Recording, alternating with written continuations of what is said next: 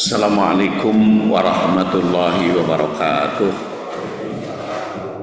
Alhamdulillah wassalatu wassalam ala rasulillah wa ala alihi wa sahbihi wa mawadah. Amma ba'du fa ya ibadallah usikum bitaqwallah wa innal jannata uiddat liman ittaqah.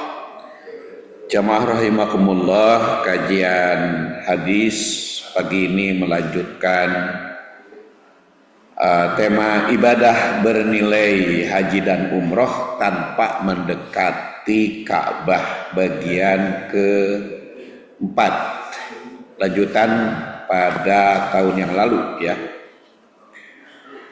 Hadisnya adalah man shallal ghada fi jamaah summa qa'ada yadhkurullaha hatta tatlu asy-syamsu summa shalla rak'atain kanat lahu ka ajri hajjah wa umrah. Qala Rasulullah sallallahu alaihi wasallam tamah.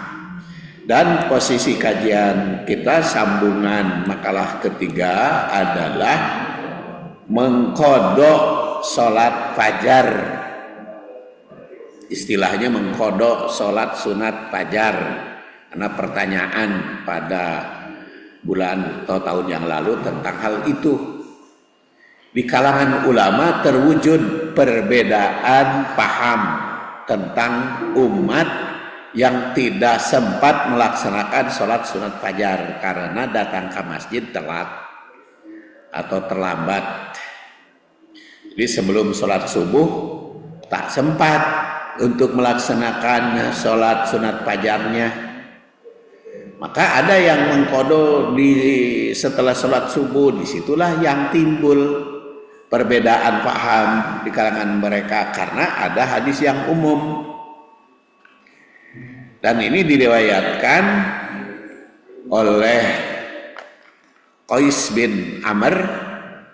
Dia mengatakan ra'a Rasulullah sallallahu alaihi wasallam rajulan. Rasul melihat seorang sahabat rajulan yusolli ba'da sholatis subhi. Dia sholat setelah sholat subuh rakaatain 2 rakaat. Karena Rasul itu penuh perhatian kepada sahabatnya, sehingga kalau ada yang beda, ada yang minculak, maka beliau langsung bertanya. Faqala Rasulullah sallallahu alaihi wasallam dengan menyatakan sholatus subhi rakaatan. Salat subuh itu 2 rakaat saja kata Rasul. Kenapa sholat deui? Kan salat subuh itu hanya 2 rakaat. Faqala rajul, maka sahabat itu mengatakan inni lam akun shallaitu rakaatain allataini qablahuma. Aku tidak sempat sholat 2 rakaat sebelum sholat subuh. Fa shallaitu tuhuma, maka aku melaksanakan sholat yang 2 rakaat itu al-an saat ini. Fasakata Rasul, maka Rasul sakata, dia tidak berkomentar apa-apa. Jadi tidak melarang, tidak memerintah. Nah, di situ kan timbul perbedaan paham. Rasul tidak bertindak apa-apa, teh kumaha maksudnya. Kan itu logika berpikir kan itu berbeda-beda. Ketika diskusi hadis itu tidak ada, kan muncul. Tapi kan boleh, kenapa boleh? Kan tidak ada larangan. Tapi kan muncul lagi, kan tidak ada perintah. Jadi logika fikih itu bisa berbeda karena pola pikir di dalam memahami atau menginterpretasi pada hadis tersebut. Jadi menimbulkan perbedaan paham di situ. Di sini Rasulullah SAW pasakata. Dan hadis ini diriwayatkan oleh Abu Daud Jadi hadis ini menunjukkan kejadian seorang sahabat melaksanakan sholat 2 rakaat setelah sholat subuh, yaitu dia melakukan sholat fajar. Ketika Rasulullah SAW melihat hal tersebut, beliau bersabda, ditegur sholat subuh rakaatan, berarti kan itu teguran. Kan sholat subuh teh cukup 2 rakaat, kunaon bet sholat, jadi itu kan teguran karena ada sesuatu yang kurang tepat. Sahabat itu kemudian menjelaskan bahwa ia belum melaksanakan 2 rakaat sunnah qobliyah subuh sebelumnya, sehingga ia mengkodoknya setelah sholat subuh. Nah, mendengar tersebut Rasul fasakata, diam, tidak memberikan teguran. Maka ada beberapa hal yang kita perlu soroti hadis ini.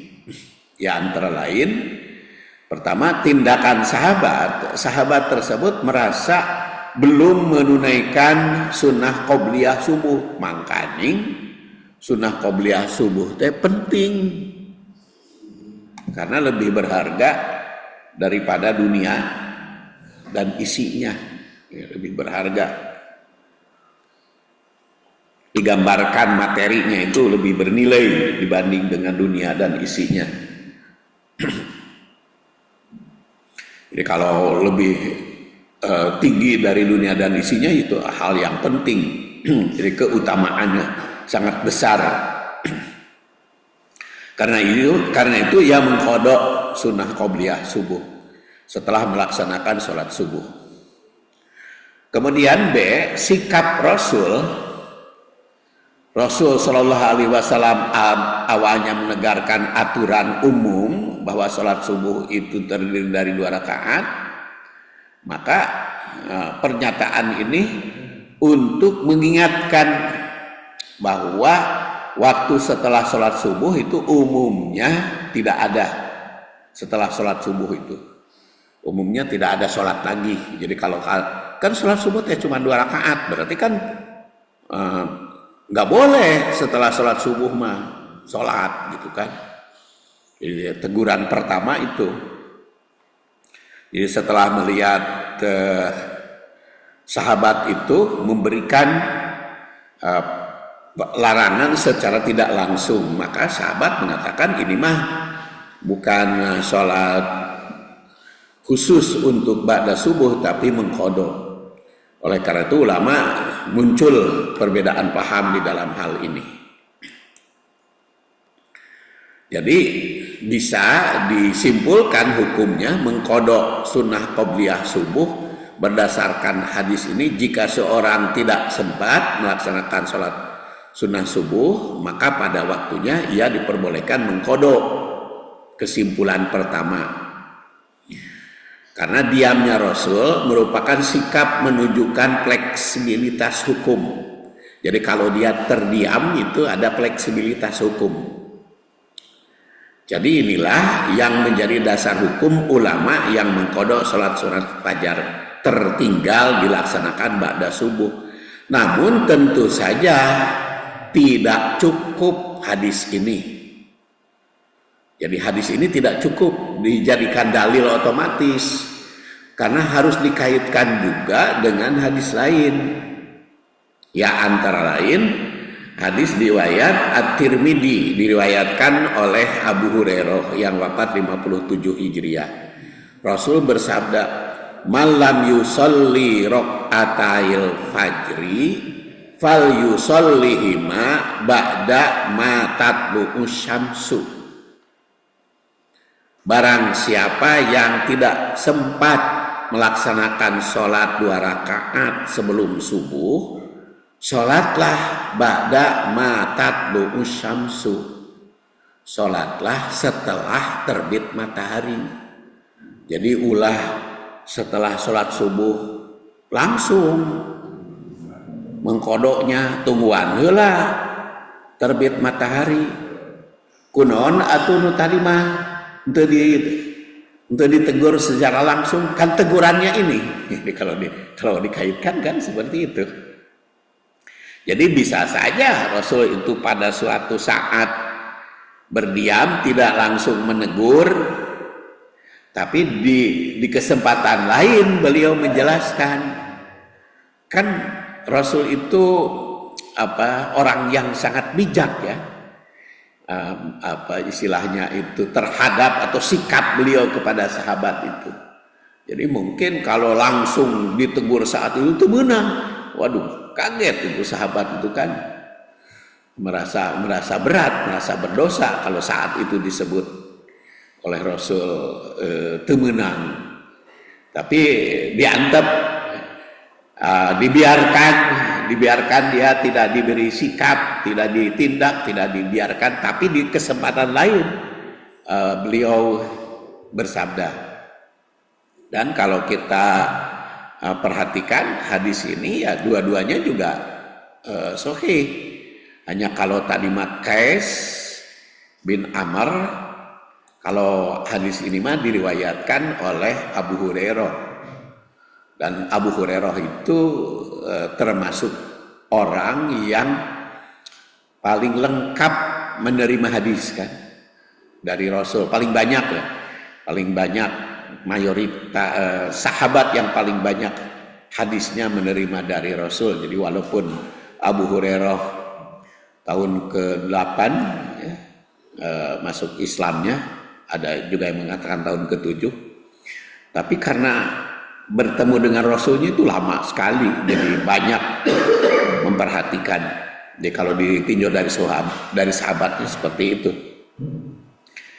Di malam yusolli rakaatail fajri fal yusallihima ba'da ma tatlu'us syamsu. Dan di sini juga ba'da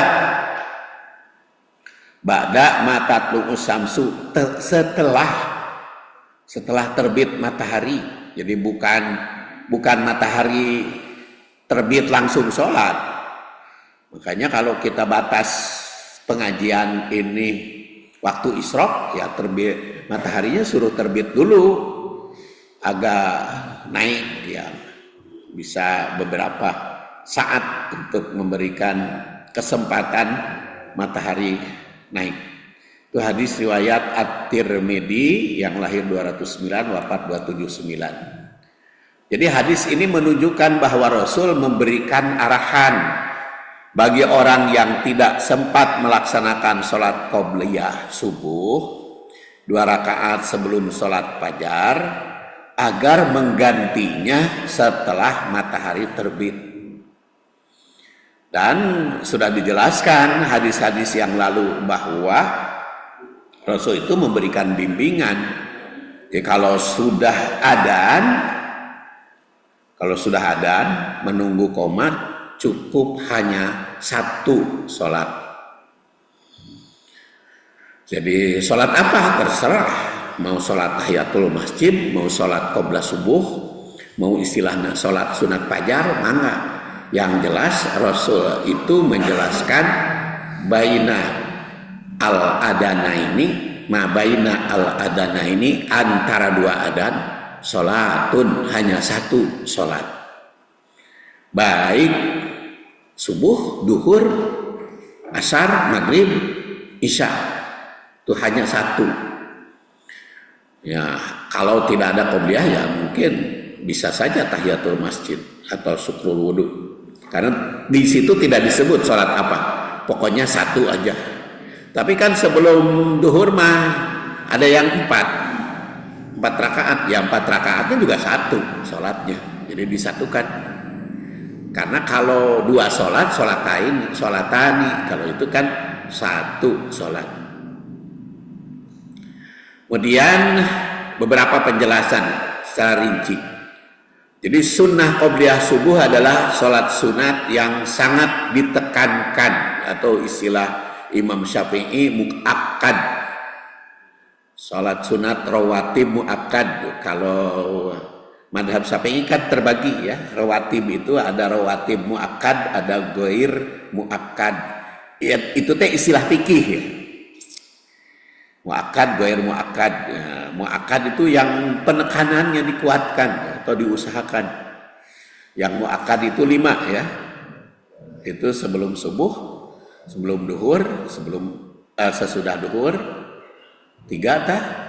ba'da maghrib dan ba'da isya 5. Yang ghair muakkad adalah sebelum asar, sebelum maghrib, sebelum isya. Ghair muakkad itu mah istilah fikih. Sama dengan istilah-istilah yang lain, ibadah itu mahdoh dan ghair mahdoh, itu teh istilah fikih. Bukan Rasul menyebut ya, kan sering diperdebatkan. Itu makan mahdoh, iya mah ghair mahdoh, itu teh fikih, istilah fikih. Jadi tetap yang menimbulkan perdebatan mah ada. Kan al-maroghi mah bukan istilah mahdoh ghair mahdoh kan. Tapi ibadah itu ada yang termasuk syiar agama Allah, ada ghair sya'air, istilah-istilah lain. Dan ini dianggap muakkad karena kuat. Oleh karena itu jika seseorang tidak sempat melaksanakannya sebelum sholat subuh karena terlambat atau alas lain, ia dianjurkan untuk mengkodok. Mengkodok ge istilah fikih. Karena dalam hadis mah melakukan terjemah nama. Tapi mengkodoknya itu berdasar hadis riwayat At-Tirmidzi. Kemudian waktu pelaksanaan qada dalam hadis ini Rasul menjelaskan bahwa waktu yang tepat untuk mengqada salat qabliyah subuh adalah setelah matahari terbit. Jadi jangan langsung setelah salat subuh, ditunggu setelah matahari terbit. Hal ini karena waktu antara subuh dan terbitnya matahari termasuk yang dilarang oleh Rasul. Yang dilarang itu macam-macam. Ada yang dikatakan larangan itu haram, ada yang mengatakan larangan itu makruh. Makruh itu dilarang istilahnya. Kan makruh juga ada makruh tanjih, ada makruh yang lainnya. Kemudian apa itu diamnya Rasul tadi pada peristiwa tersebut? Dalam hadis-hadis terkait diamnya Rasul terhadap orang yang mengqada sunnah qabla subuh langsung setelah salat subuh seperti dalam hadis itu menunjukkan sebagian ulama boleh diamnya Rasul itu. Karena kalau tidak boleh pasti Rasul melarang. Namun hadis ini memberikan pandangan lebih baik mengakhirkan qada. Jadi tunggu matahari terbit. Jadi kalau tadi mah diam mah, kalau benar-benar dilarang mah oleh Rasul itu pasti keras ya. Makanya ulama itu beda. Lamun kitu mah larangan teh makruh. Dalam hadis tadi kan. Begitu mah larangan teh makruh karena sifat qauli Rasul, ucapan Rasul mengatakan barang siapa yang tidak sempat sholat sunat fajar, lakukanlah sholat sunat fajar mengqadonya setelah terbit matahari. Tetapi ketika ada yang melaksanakan diam, tidak langsung melarang. Oh, lamun kitu mah larangan teh bukan haram atuh. Tapi makruh, itu kesimpulan, bukan teks hadis, bukan. Nah, kesimpulan penafsir, interpretasi, interpretasinya, dan interpretasi mah bisa berbeda-beda dan tidak bisa dipaksakan interpretasi mah pan. Tapi kayu nauge, dipaksakan interpretasinya kudu sama, ya nggak bisa. Karena akan timbul perbedaan, muncul perbedaan paham itu akan tetap ada. Karena walaupun sama-sama mengkaji hadis, sama-sama mengkaji tafsir, interpretasi bisa berbeda. Itu sudah biasa. Karena ada istilah ketika Habib Umar bin Al-Hafid yang dari Yaman itu kan pernah jadi imam di Istiqlal. Itu kan jadi perdebatan di kalangan ulama. tentang bacaan Fatihahnya, tentang pendapat yang lain, tentang beliau umatnya sedang sholawat, maka beliau melihat Rasul secara langsung, katanya hadir. Jadi ketika sholawat di Indonesia mah Rasul teh sok hadir, katanya, kata beliau. Ya katanya, bukan saya, katanya. Jadi kalau sholawat itu di Indonesia dilaksanakan, Rasul teh datang sendiri. Jadi kalau beliau memimpin sholawat itu, Rasul itu datang sendiri dan dia memperagakan ketika dia sedang melihat. Jadi diperdebatkan, tapi kan dia dokternya ahli hadis, nah, gitu kan. Jadi masalahnya, kan dokternya ahli hadis. Ya walaupun dokternya ahli hadis, tapi kan interpretasinya mah tetap saja berbeda. Jadi kalau kita lihat gitu satu hadis perbedaan, sama tentang hadis dhaif juga, hadis dhaif. Ada yang berpendapat ya kalau hadis itu dhaif yang nggak bisa dipakai atau ngaranna ge dhaif. Dhaif itu apa? Dhaif itu bisa macam-macam, bisa akibat sebabkan munqati, bisa lemah, bisa mursal, bisa segala macam. Penyebabnya dhaif mah itu bisa dilaksanakan, tapi kan kata Ibnu Hajar Al-Asqalani, dhaif ge teu naon da dipakena keur padilah mah, bukan urusan akidah. Itu kan Ibnu Hajar itu ahli dalam hadis, ya kan itu juga jadi alasan kan, atau Imam Nawawi dhaif oge ari dah dhaif ge hadis dah, kecuali katanya kalau maudu mah palsu pisan. Ya, kalau dhaif maka diperdebatkan, kan dhaif itu juga ijtihadi. Ya, di kalangan ulama hadis juga tetap berbeda. Walaupun mereka mengkaji hadis, ya antara lain tadi Ibnu Hajar Al-Asqalani itu kan ahli dalam bidang ilmu hadis, berpendapat ya kalau padilah amal mah dipakai we cenah kitu. Ya ada juga yang bersikeras ya.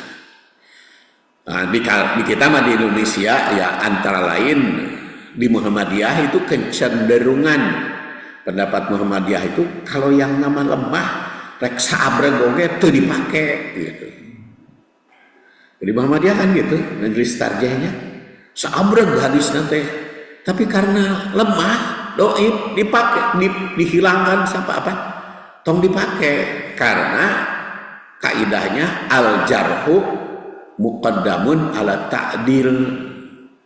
Jadi tercelanya lebih didahulukan daripada keunggulan. Jadi kalau ada ulama yang menganggap lemah ya buang, jangan dianggap hadis. Makanya kalau di Muhammadiyah sholat Id ya, sholat Id takbirnya kan satu saja. Karena hadis-hadis yang menyatakan takbir 75 teh tidak ada yang sahih. Itu menurut penilaian Muhammadiyah. Makanya kembali kepada awal. Tapi kan di Persis mah dan NU ya sabreng hadisnya, banyak sepakat atau nu sabreng ulama teh sepakat berbuat salah, kan nggak mungkin. Jadi itu hadisnya kalau begitu bukan dhaif, tapi itu hasan li ghairihi. Jadi ada yang menguatkan.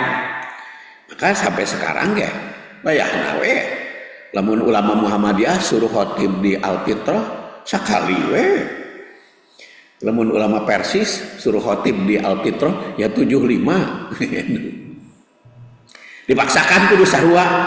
Ya pendapatnya kan seperti itu. Jadi hadis nama sama menganggap di Persis di NU juga kan tidak ada yang sahih, hanya tidak ada yang sahih itu banyak jadi naik gitu. Tapi kalau ini maka walaupun banyak data anu sahih ya dhaif semua, makanya tidak dipakai. Tuh walaupun dalam bidang ilmu hadis jadi pola pikirnya mah nggak bisa disamakan, walaupun sama-sama belajar dari hadis tadi. Di hadis tadi ya antara lain tadi Habib Umar bin Hafid itu doktornya katanya dalam ulumul hadis. Tapi penerapannya seperti itu gitu. Jadi diamnya Rasul juga di sini timbul perbedaan paham. Apalagi tidak mengaitkan man sholat hadis yang man lam yusolli qoblal fajr itu. Jadi wajar kalau perbedaan itu. Kemudian hikmahnya keutamaan sunnah qobliyah subuh jelas ya. Islam memberikan ruang bagi pelaksanaan ibadah yang tertinggal, termasuk sunnah muakkad yang memiliki keutamaan tinggi seperti sunnah qobliyah subuh. Kemudian pengaturan waktu sholat sunat, hadis ini mengajarkan pentingnya memenuhi waktu yang lebih utama untuk melaksanakan ibadah. Jadi kalau tadi dikatakan ba'da fajar itu dipahami utamanya. Tapi ada fleksibilitas dalam ibadah. Islam memberikan solusi praktis bagi orang yang tidak sempat melaksanakan ibadah sunat sesuai waktunya tanpa kehilangan pahala. Hanya tadi setelah matahari terbit. Kesimpulannya di sini menunjukkan bahwa sunnah qobliyah subuh tetap dapat diqodho jika tertinggal.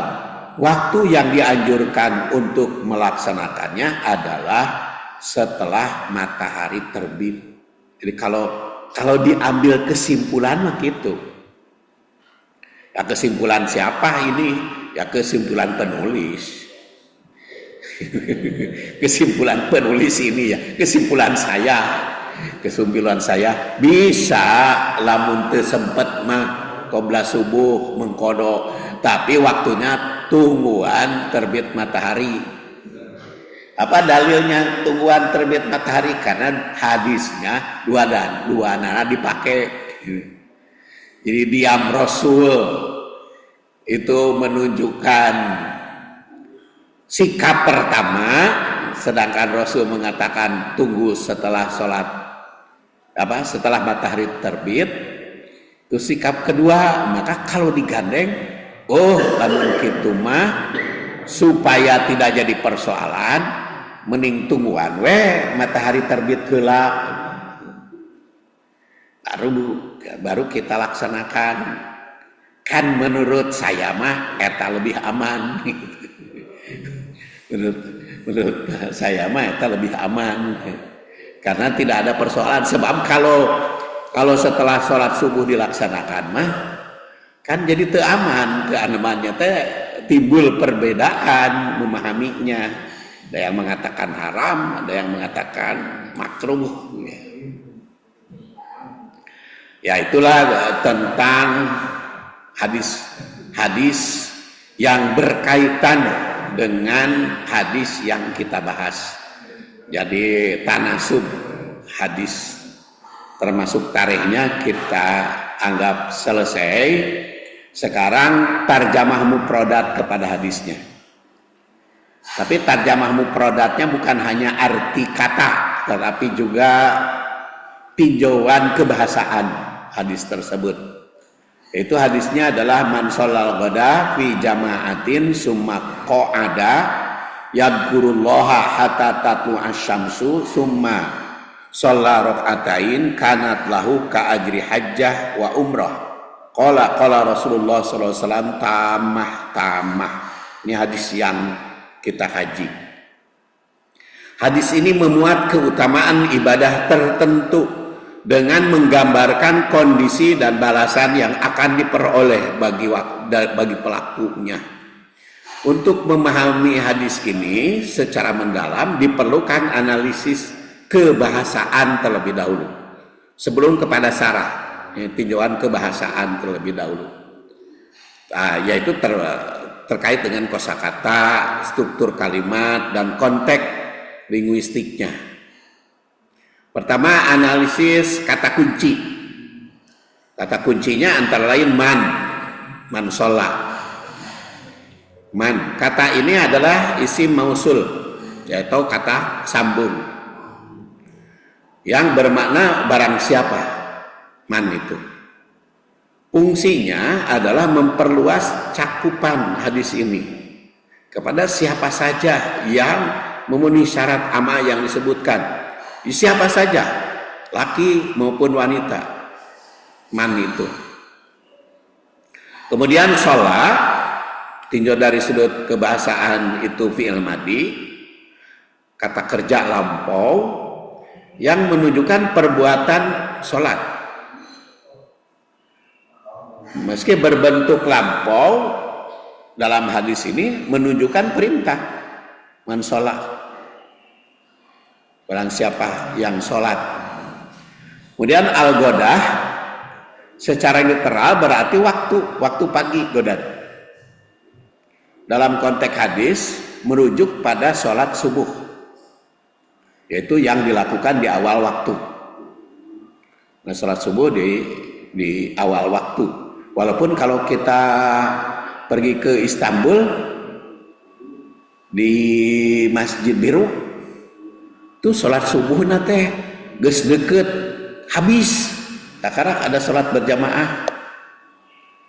Jadi di Turki itu di Masjid Biru itu telat gitu lah, mau datang ke masjid awal-awal teh kesel nungguan nage lama pisan itu nunggu nate.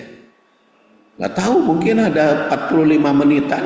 Kalau di sini berapa tadi? 15 menit ya antara adzan ke qomat tuh. Kalau di Masjid Biru di Turki apa di Istanbul itu lama pisan. Pokoknya mah hampir deket ya, karena terbit matahari. Karena setelah sholat subuh berjamaah teh wiridan itu sebentar udah tiba waktu isyraq. Tuh lama. Tapi ketika ditanyakan kunaon ieu telat-telat sholat subuh teh ditelatkeun, nyata antara lain kan itu ngarah bisa langsung teu lama teuing nungguanna. Tapi kan anger we sama nungguan subuhna nulila. Sama di Aqsa juga agak lama di Aqsa. Kalau sholat subuh di Aqsa itu rada lama nungguan antara adzan dengan qomat. Tapi apakah itu termasuk awal waktu? Ya awal, oke. Karena kan waktu itu dibagi 3 kan, awal, tengah, akhir. Tapi kalau di Istanbul mas saya menilai itu akhir sholat subuhnya, akhir karena deket ke terbit matahari. Dan di sini dikatakan itu pengertian godah, ya pengertian godah itu beda-beda. Ya. Ada yang mengatakan godah itu adalah subuh awal waktu, ada pertengahan. Ya katanya Imam Hanafi katanya berpendapat jadi agak subuh diakhirkan. Kemudian yang keempat fi jamaah. Frasa atau bentuk atau susunan kalimat semacam ini berarti dalam berjamaah, fi jamaah.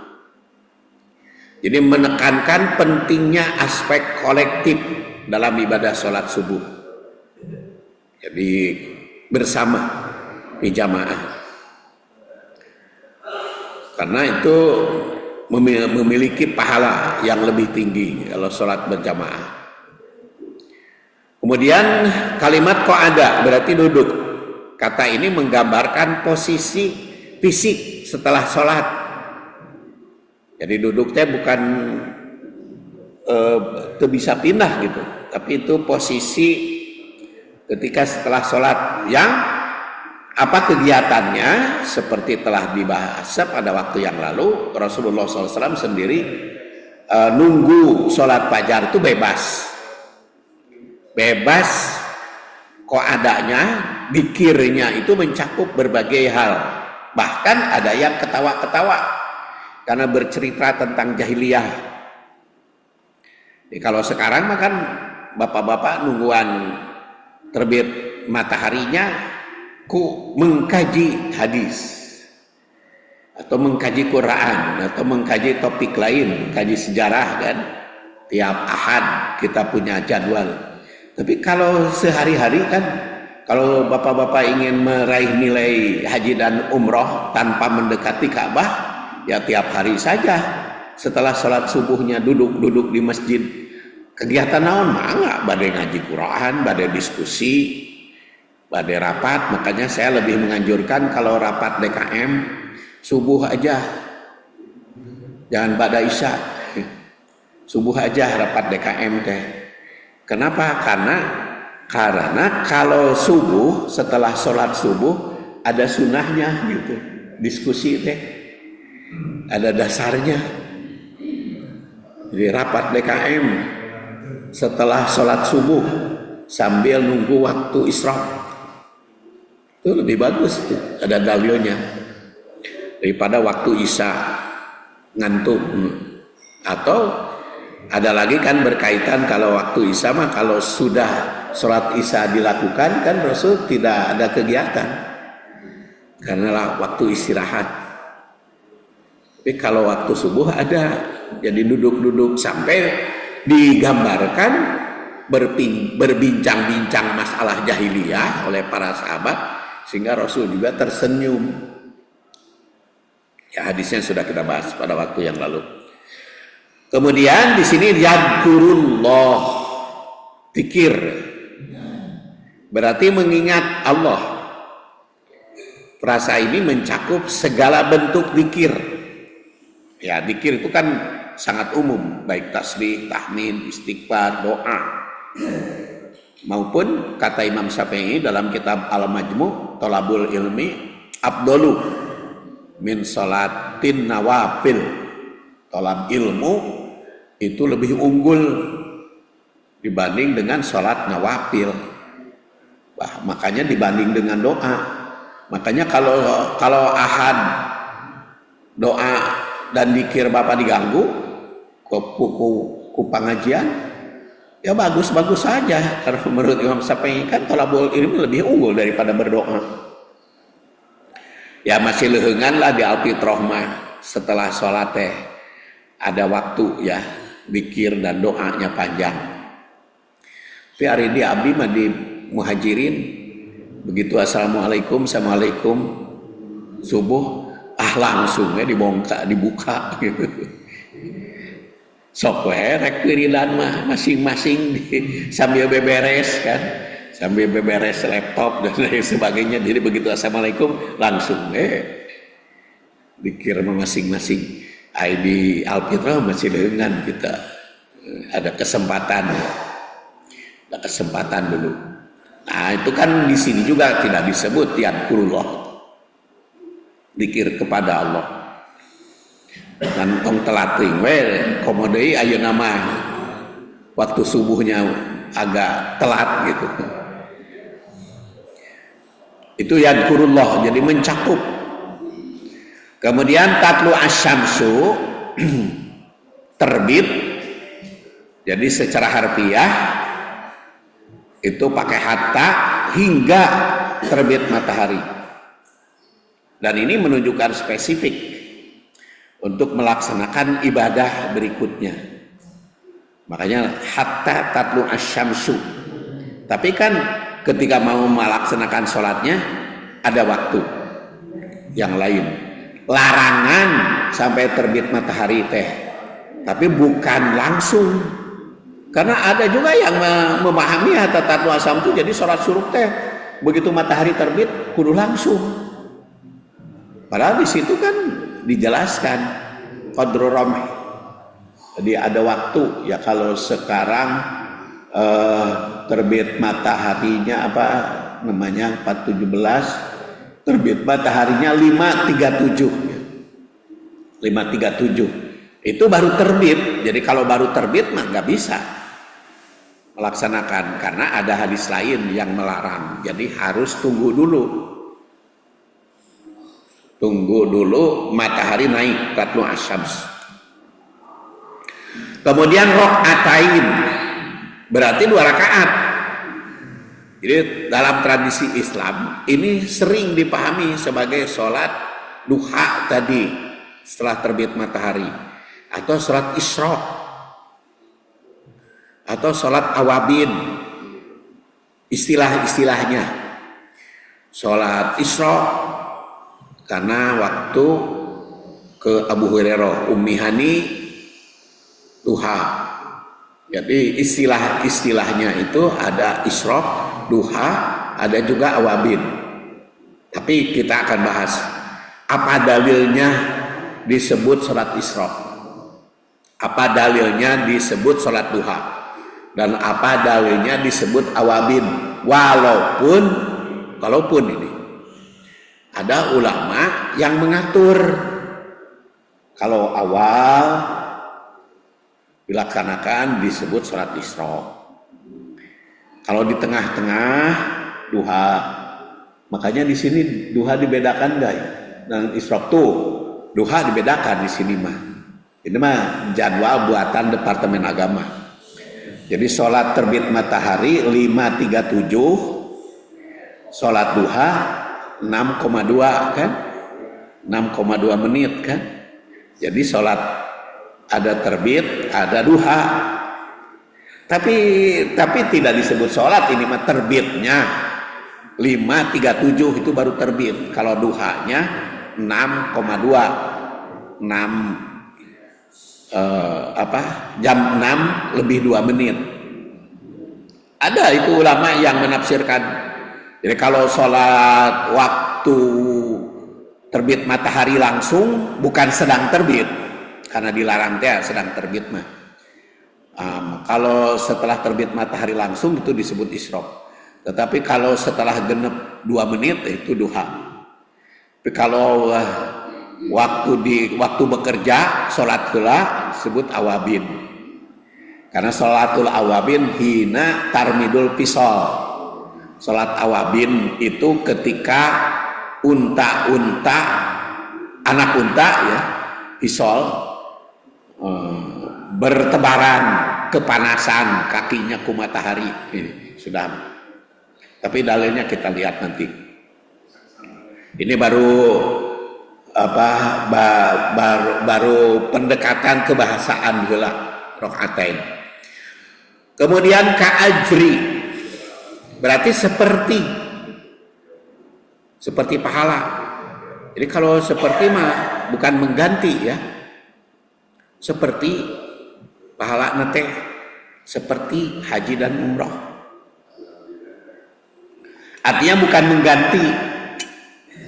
Jadi walaupun Bapak tiap hari melaksanakan sholat qobla subuh berjamaah, kemudian dilanjutkan dzikir, kemudian dilanjutkan sholat waktu isyraq tiap hari, nilainya seperti haji dan umroh, tapi bukan berarti geus haji.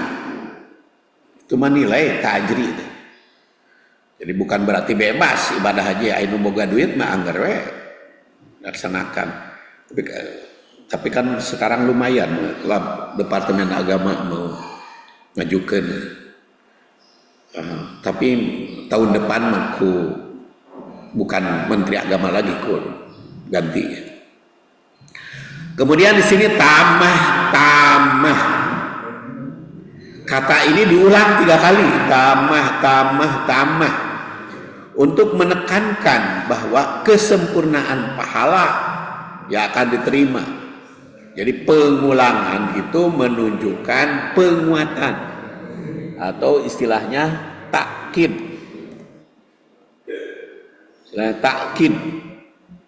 Itu dalam gaya bahasa.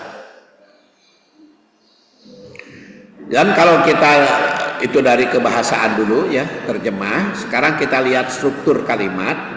Susunan kalimat itu susunan kalimat syartiyah namanya. Hadis ini disusun dalam bentuk syarat dan jawab. Syaratnya adalah man, barang siapa yang sholat subuh berjamaah, kemudian duduk berzikir hingga matahari terbit, lalu sholat 2 rakaat, itu mannya, syaratnya. Jawab syarat atau hasilnya akan mendapatkan pahala seperti haji dan umroh sempurna. Ya, ada syarat dan jawab syarat. Kemudian pengulangan ini takror. Jadi frasa tamah diulang 3 kali. Dalam retorika Arab itu pengulangan ini berfungsi untuk mempertegas makna yang memberikan kesan mendalam. Tamah. Saya kira di bahasa Sunda juga ada itu kalau pengulangan kata. Ya betul. Mohon diulang kan.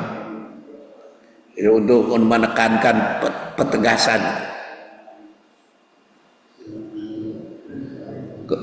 Itu makna pengulangan. Kemudian tentu saja penyampaiannya naratif ini. Hadis ini disampaikan dengan gaya narasi yang sederhana dan mudah dipahami. Jadi mulai dengan pernyataan bersyarat, kemudian dijawab. Kemudian pentingnya keakraban dalam komunitas. Rasulullah SAW memberikan contoh tentang pentingnya duduk bersama berada bersama dalam lingkungan yang akrab dan penuh persaudaraan. Sampai tadi berbincang-bincang masa silam, masa lalu, masa jahiliyah diperbincangkan di kalangan para sahabat, sehingga Rasul juga tersenyum.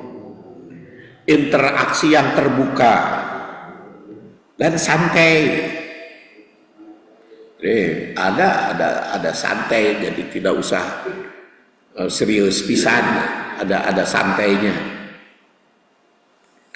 Ya, karena para sahabat itu menjadi salah satu cara untuk menciptakan kebersamaan yang sehat dan penuh rasa hormat. Hadis ini mengajarkan bahwa keakraban dan komunikasi yang baik adalah elemen penting dalam membangun komunitas yang harmonis. Nah, makanya dibuktikan oleh pilkada kemarin. Pilkada kemarin kan anggar we anu menang manu deket jeung masyarakat. Jadi bukan yang lebih menonjol keahlian masing-masing kan. Anu deket di masyarakat. Pilkada kemarin yang dianggap deket masyarakat. Apalagi nanti ya pemilu 2029 itu kan tidak ada lagi pembatasan presiden yang dicalonkan itu bisa semua partai mencalonkan presiden. Itu nanti yang paling akrab dengan masyarakat yang terpilih itu. Jadi kalau sistem pemilihan seperti itu ya nggak bisa yang paling ahli. Makanya profesor doktor juga kalah kan kemarin kalah itu profesor doktor pada waktu yang lalu juga. Jadi keakraban itu penting. Kemudian berikutnya memanfaatkan waktu setelah sholat subuh hingga terbit matahari itu dipersilahkan diisi diskusi tentang berbagai hal yang bermanfaat untuk umat. Diskusinya dimanfaatkan. Kemudian 9, setelah terbit matahari dan naik hingga beberapa saat, maka dipersilahkan sholat. Apa itu duha, apa itu isyraq, apa itu awabin. Jadi secara keseluruhan hadis ini mengandung pelajaran tentang keseimbangan dalam beribadah dan berinteraksi sosial. Menunjukkan bahwa Rasul Shallallahu Alaihi Wasallam itu adalah sosok yang menyenangkan, akrab, menyenangkan, mudah bergaul, dan menghargai Jadi keberagaman pengalaman hidup sampai jahiliyah jadi ceritakan. Jadi memberikan ruang untuk kebersamaan. Rasul SAW itu mengajarkan pentingnya akhlak baik.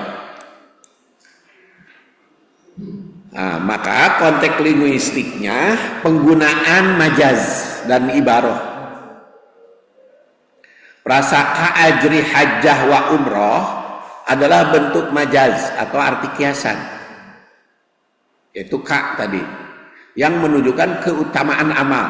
Ini tidak bermakna literal bahwa amal tersebut menggantikan haji dan umroh, enggak. Makanya ka di situ. Jadi bukan pengganti. Kernaon lah ngolok-ngolok duit ibadah haji dan umroh geus we ka masjid. Tapi si ibadah haji dan umroh mah henteu kaganti. Tetep teu kaganti. Tapi kan haji dan umroh ge aturan-aturannya kan ada, khudu anni manasikakum, manasik hajinya, dan Rasul juga hanya satu kali kan haji mah. Jadi Bapak juga cukup satu kali aja, kecuali kalau membimbing mah dicontohkan tuh sahabat ge da. Ari membimbing mah kudu nungges pengalaman. Umroh juga membimbing, jadi cukup 1 tahun umroh. Rasul juga kan umrohnya hanya 1 kali 1 tahun. Tidak pernah Rasul berumroh dalam 1 tahun 2 kali kan. Jadi kalau ibadahnya mah hanya jadi persoalan sekarang itu kan lagi ditawar-tawarkan umroh Ramadan 1 bulan. Umroh Ramadan 1 bulan. Tapi kalau travelnya mengikrarkan mengikuti contoh Rasul, nggak boleh itu iklan 1 bulan.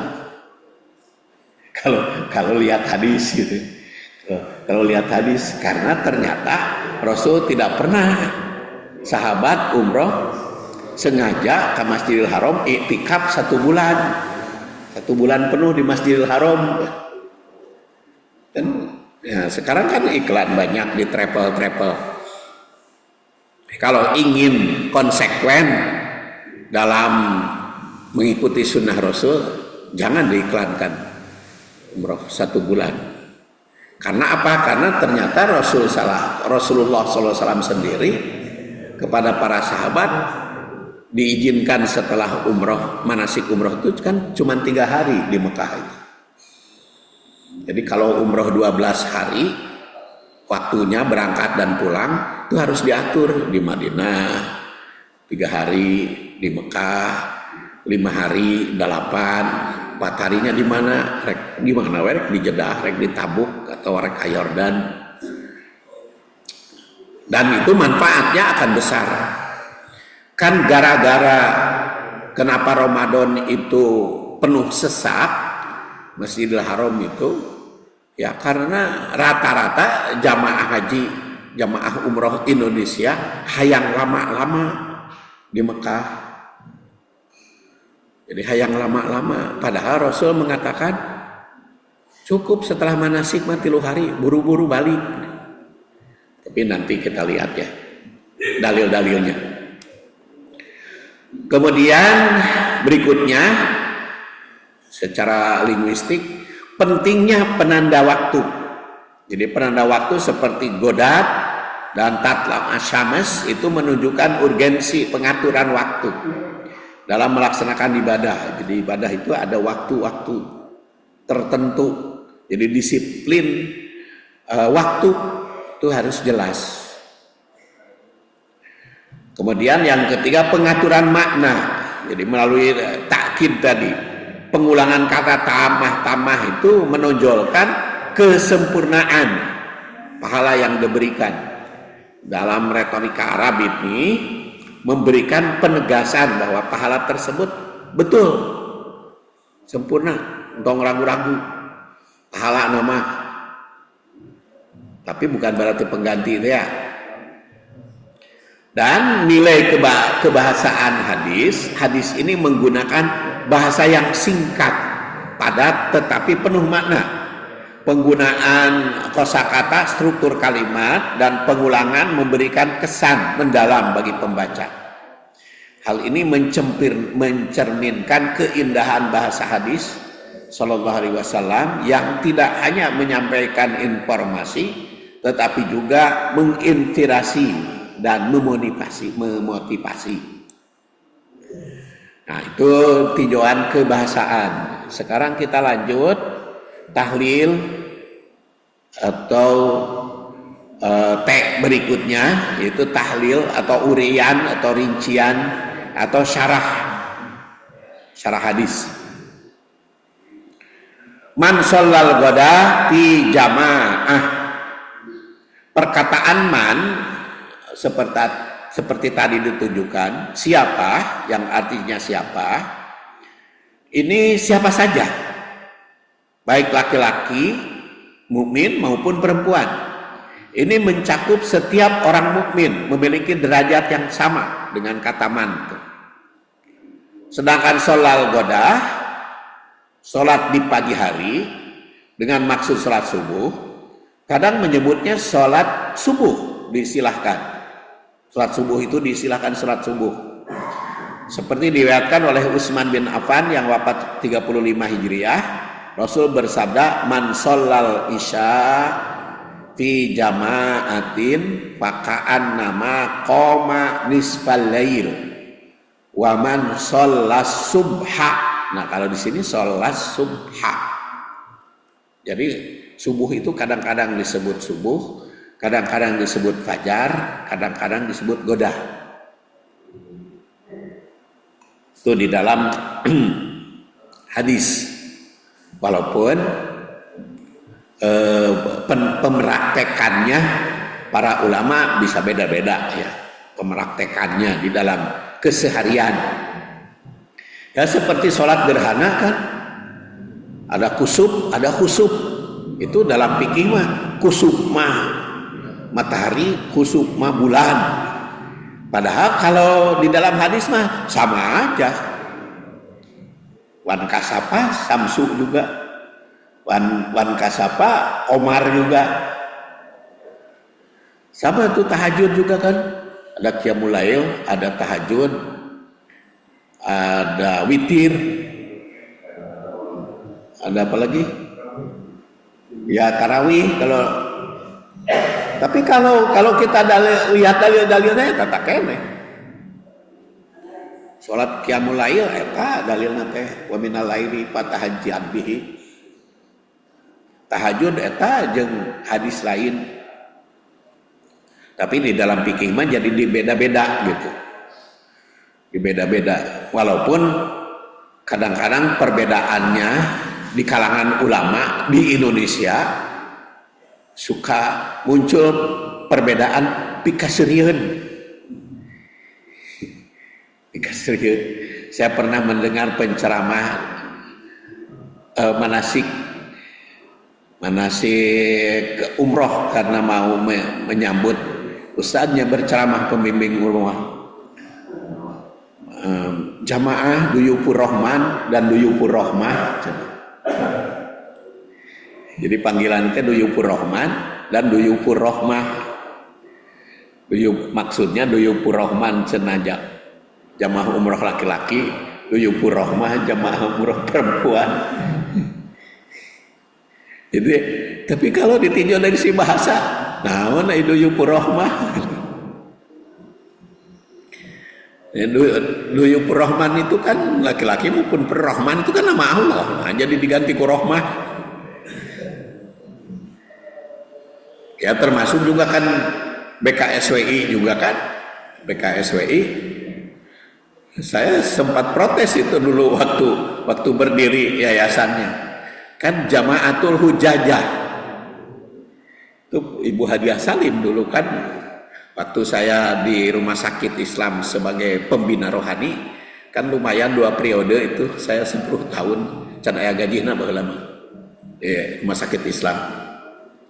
Itu naon saya bilang Jamaatul Hujajah.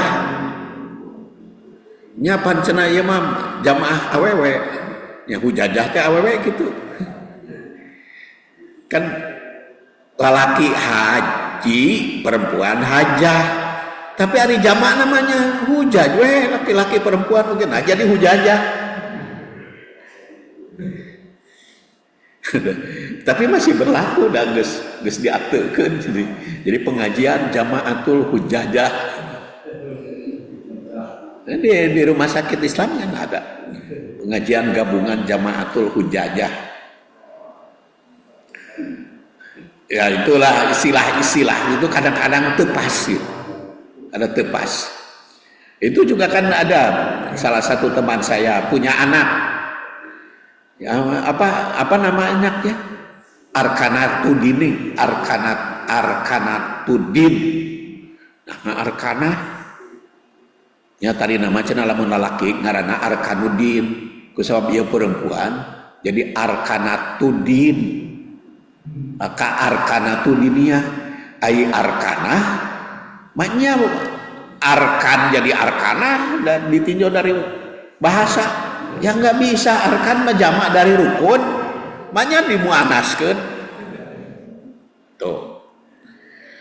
Tapi lah begitulah di Indonesia. Tapi di Indonesia mah kitu banyak istilah yang kalau diomongkeun ka urang Arab teu ngartieun gitu. Banyak. Jadi kembali man sholal isya fi jama'atin faka'an nama qoma nisfal lail wa man sholas subha ini salat subha fi jama'atin faka'an nama sholal lail kullah. Jadi barang siapa sholat isya dalam berjamaah itu seakan-akan bangun setengah malam. Tapi kalau sholat subuh berjamaah seakan-akan dia sholat semalaman.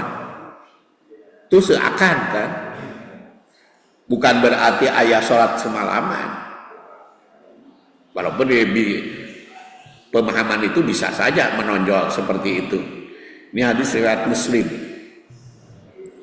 Jadi dalam hadis ini disebutkan man sholat subha fi jamaah. Siapa yang sholat subuh dengan berjamaah maka nilainya seakan sholat semalaman. Dalam hadis lain disebutkan fajar, yaitu ada juga sholat subuh yang menyebut istilah lain bukan sholat subuh. Ada hadis lain atau juga di sini qultu li Jabir Simak bin Harab an Samurah bertanya akunta tujalis Rasulullah SAW, kamu suka duduk-duduk bersama Rasul? Naam kasiron sering kana la yaqumu min musallahu alladhi yusalli fihi subha awil goda. Jadi sini subuh atau goda. Hatta tatlu asyams wa idza tala'at samsu qoma wa kanu yatahaddatsun. Jadi sambil nunggunya berbicara. Wa ya'khuduna fi amril jahiliyah, ngomongkeun urusan jahiliyah. Payadhakun, para sahabat ketawa-ketawa. Maka Rasul tersenyum. Ini istilah subuh dan qodat. Tadi maknanya sudah saya sampaikan. Kemudian ditegaskan di sini yusolli fihi subha awil godat, salat subuh atau salat godat yang dilakukan Rasul dengan apa? Diterangkan di atas sebelum salat subuh ada salat qabliyah atau sebelumnya yang sering disebut salat sunat fajar atau salat sunat subuh. Jadi terdapat salat sunat fajar atau salat sunat subuh dan salat padunya yang menggunakan istilah fajar itu menunjukkan di dalam bab saum hatta yatabayyana lakumul khaitul abyad minal khaitil aswad minal fajr. Dan fi jamaatin ini perkataan jamaah. Jadi tanpa sholat berjamaah maka tidak akan mendapatkan yang dijanjikan tadi. Yang dijanjikan mendapatkan pahala umroh dan haji kalau tanpa berjamaah, karena di situ pilih jamaah. Dan di sini tidak menunjukkan tidak disebut di masjid ya. Atau ibu-ibu karunya mau mendapatkan nilai haji dan umroh, ibu-ibu lamun kitu. Namun disebut masjid kan ibu-ibu mah teu ka masjid, aya oge nu ka masjid, tapi kan tidak diperintah ibu-ibu. Dan Ibnu Umar yang wafat 73 meriwayatkan bahwa Rasul sallallahu alaihi wasallam menunjukkan bahwa berjamaah itu punya nilai. Salatul jamaah tabdulu salatal fadhi bisab'i wa isrin darajah. Tapi di hadis lain mah tidak 70, tidak 70 apa? Tidak 27, tetapi 25. Kalau yang mengatakan 27 itu dari Ibnu Umar, kalau yang mengatakan 25 dari Abu Sa'id, dan dua-duanya diriwayatkan Bukhari. Jadi hadisnya semuanya juga sahih. Tapi kadang-kadang Rasul menyebut pahalanya 27, kadang-kadang pahalanya 25. Dan ulama beraneka ragam pandangan tentang makna perbedaan jumlah derajat antara yang dikemukakan oleh Ibnu Umar dan yang riwayat Abu Sa'id Al-Khudri. Ada yang berpendapat karena wahyunya berbeda-beda tergantung situasi dan kondisi jamaah. Perbedaan jamaah tersebut juga dipengaruhi oleh jumlah, juga kualitas. Tentu saja sholat jamaah di rumah beda pahalanya. Dan Ubay bin Ka'ab meriwayatkan sholat bina Rasulullah SAW yauman as-subha faqala usyahidu fulan qala la qala usyahidu fulan qala la hataini sholataini atakil sholawat alal muttaqin walau ta'lamuna ma fi la yatama'ana walau habbu ala roh. Nah, berjamaah dalam hadis ini tersirat bahwa nilai berjamaah itu dipengaruhi jumlah jamaah. Semakin banyak jamaah semakin tinggi pahala. Kesempurnaan saf mana yang ditempati, kualitas imam, kemudian semakin banyak jamaah semakin pahala tinggi. Tapi kalau perempuan ya sholatul mar'ah fi baitiha. Bahkan Ummu Humamah menyatakan, saya kan senang sholat berjamaah bersamamu ya Rasul, tapi kenapa saya lebih di rumah? Kata Rasulullah, ya betul, kamu lebih senang bersama aku, tapi sholat kamu di rumah tetap lebih unggul. Tapi tidak boleh dilarang untuk ke masjid. Makanya latar belakangnya kalau ahad ya untuk dapat pahala. Itulah bapak-bapak rahimakumullah, juga ibu-ibu ya, ada ibu-ibu bagian keempat, dan insya Allah kajian ini bersambung ke bagian 5. Maka dipersilahkan untuk menikmati konsumsi. Kita akhiri dengan doa kafaratul majelis. Subhanakallahumma wa bihamdik asyhadu an la ilaha illa anta astaghfiruka wa atubu ilaik. Kalau bapak-bapak ada pertanyaan, silahkan kirim di grup Al-Fitrah pertanyaannya. Karena saya selalu tidak ada kesempatan untuk dialog karena makalahnya ya mungkin nanti 8 halaman saja ya, biar kaburu. Walhamdulillahirabbil alamin. Assalamualaikum warahmatullahi wabarakatuh.